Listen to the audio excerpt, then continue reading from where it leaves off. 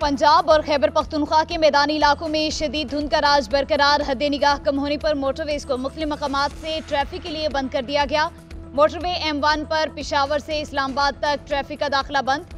M2 Lahore से coat मोमिन और M3 फैजपुर से समुंदरी तक बंद। लाहौर सियालकोट मोटरवे को मुकम्मल तौर पर बंद कर दिया गया। सवात एक्सप्रेस वे पर कर्नल शेर खान से चकदर्रा तक गाड़ियों का दाखिला ममनू करार।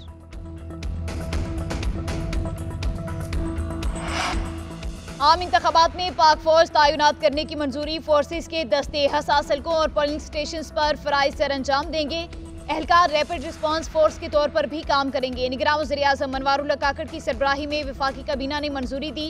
वजारत दाखिला ने फौज तैनात करने की समरी काबीना को भिजवाई थी। इलेक्शन कमीशन ने भी इंतखाबात में सिक्योरिटी के लिए 2,77,000 एहलकार तलब किए थे। काबीना इजलास में FPR में इस्लाहात के लिए वज़ीर खजाना की सरबराही में कमेटी कायम। खारजा, IT, कानून इंसाफ, कॉमर्स और निजकारी के वज़ीर मेंबर होंगे।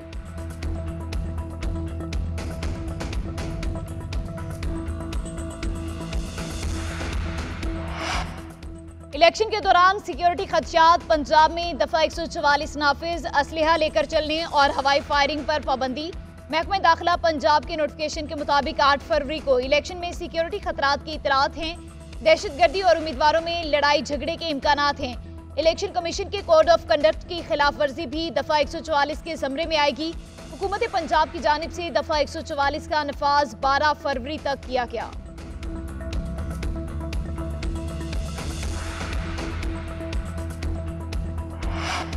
इलेक्शन करीब आते ही लाहौर में सियासी गहमा गहमी। नून लीग की इंतखाबी मुहिम तेज। नवाज शरीफ फ्रंट सीट पर आ गए। साबिक वज़ीर आज़म का 10 साल बाद अपने हल्के का दौरा। नवाज शरीफ और मरियम नवाज की क़यादत में लाहौर के हल्का NA 130 में रैली।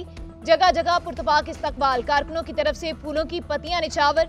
हवा में गुब्बारे छोड़े गए। नवाज शरीफ ने कारकुनों से खिताब न किया, गाड़ी में नमक पारे खाते रहे।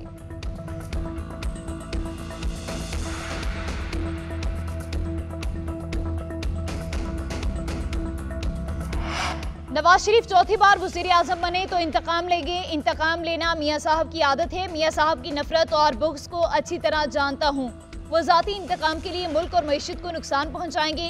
चेयरमैन पीपल्स पार्टी बिलावल भुट्टो ज़रदारी का चनियोट में जलसे से खिताब। बोले मियाँ साहब का पहला और दूसरा दौर आमरीत से कम नहीं था। 3 बार वज़ीर आज़म बनने वाला चौथी बार भी वज़ीर आज़म बनना चाहता है। पुराने सियासतदान नफरत और तकसीम की सियासत करते हैं, उसे ख़त्म करना चाहता हूँ।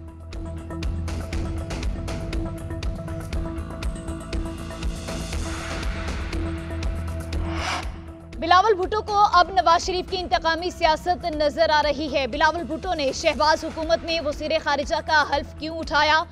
PDM बनाकर ज़िया के वारिसों से इल्हाक क्यों किया?